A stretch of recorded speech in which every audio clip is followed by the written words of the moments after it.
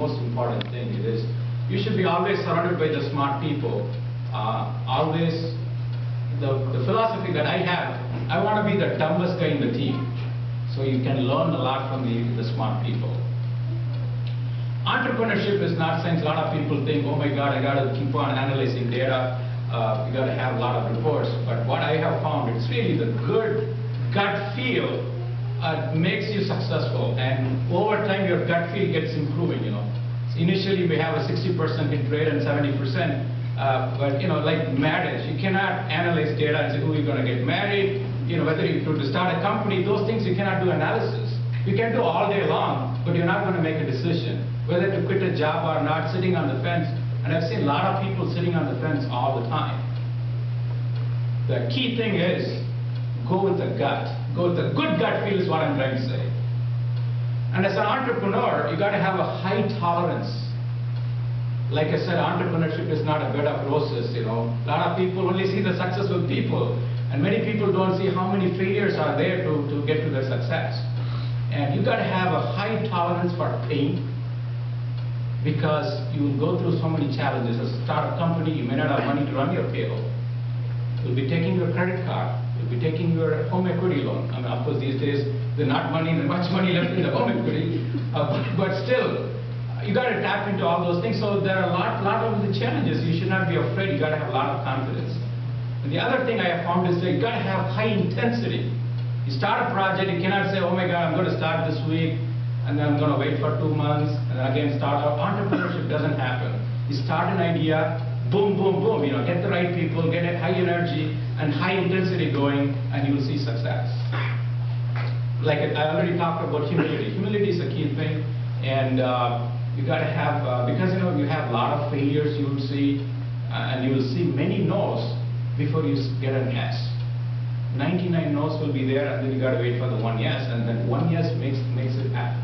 And that changes, from to a successful entrepreneur. And the passion is very, very important. To me, it is the #1 on the list. If you don't have passion for entrepreneurship, don't get involved in entrepreneurship. You just work for somebody, get a W-2, and then be happy. That's what is good for you. But if you have passion, and anytime you keep thinking, oh my God, I got into entrepreneurship, I'm putting 50 hours, I'm missing my family, I'm doing this. Anytime you start feeling you're sacrificing, then you are not in entrepreneurship. Entrepreneurship is labor of love. It is the passion that is very, very important to keep the journey going. And the deadlines are very important. What I mean by deadline is, you cannot have, okay, I'm going to start on this project, I'm going to keep on doing it forever. Set a timeline. I'm going to try it out for 10 months and see if this will take off or not. If it doesn't take off in the 10 months, kill it and move on to something else. Because there are so many ideas out there that you can make money. And then, of course, don't pursue entrepreneurship just for money. Money is just a byproduct. Money will come to you. Follow the passion, follow your intuition, and the money follows you. But if you follow money, money doesn't come to you. And then again, you got to, when you form the team, go for people who are hungry. Go for young people, people with a lot of hunger in there, because that's a key characteristic that is required. In fact, I would say I would hire people with a lot of hunger and even less experience compared to experienced and proven people. Because experienced and proven people over time, they become complacent and they follow the status quo. We don't, in entrepreneurship, we can't have. We need to have disruptive people and people with a lot of hunger and passion to make things happen. And keep your life simple. Don't keep on spending a lot of money. Entrepreneurship requires a lot of money. You can't go and take a huge mortgage and then sitting on a lake property and then all those things happen. Live within your means, and that is a way to pursue your entrepreneurial dream. And then once you make a lot of money and willing to give back to the society and so forth, that is when you can start enjoying your life.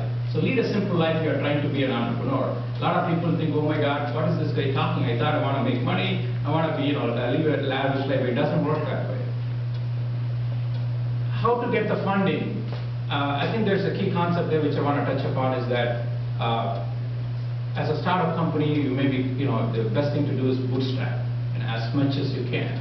And then once the product is marketable, you see some traction happening, go for an angel funding. and see if you can connect with those people and see those get funding going. But then if you can really tie up with the good VCs who can make it happen, then it's the best thing for you. But a lot of people get hung up on it. I want to own 100% of everything that's out there. And that's what I have with the ends, is that 100% of nothing is nothing. So therefore, you should be in a position to give up what, and the goal is to have the VCs. VCs are like an insurance policy, because those guys put your money in there. They better make sure that you succeed and exit. If you don't, they don't make money. So therefore, giving up your equity, giving up your control is okay. And a lot of entrepreneurs get hung up on this mentality. They want to have 100% of everything. Well, there's nothing there. And then the last thing is mentoring. I think Professor Mohan talked about mentoring. Mentoring is a key component because a lot of those things are not available in school. A lot of those things are gotten by talking to people who have done the movie, seen the movie, and that's where you're going to get this mentorship. And the key is to connect with those people and get those lessons learned and everything. Inner strength is very, very important. The inner strength, what I mean is the ability to take risk, tolerate pain, and then self-confidence. Soft skills, it's important, but I think some successful entrepreneurs, they get away. I have seen so many successful entrepreneurs, they can't even make a presentation. In fact, they can't even know how to dress well.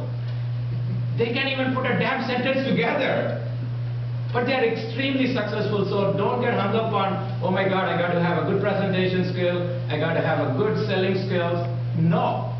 If you have the key characteristic to be a successful entrepreneur, you will make it. There are so many people, like I talked about, I mean, even here in Michigan, I don't want to quote people, but there are so many examples that people are that way. And be unique, don't try to copycat. Be who you are. And then network, network, network. Because the power of the network is what's going to help you to propel to the next level, because it is a teamwork, it's connecting the dots that will make you successful. And don't be arrogant and think, I know everything. I'm a PhD, I'm a doctorate, who the hell are these guys? Don't have those kind of attitudes. Drop all your attitude. Be humble and be simple and follow your passion. Things will happen to you. Those are the things that I want to talk about on a startup. Any questions? I want to take questions in the end. Okay, all right.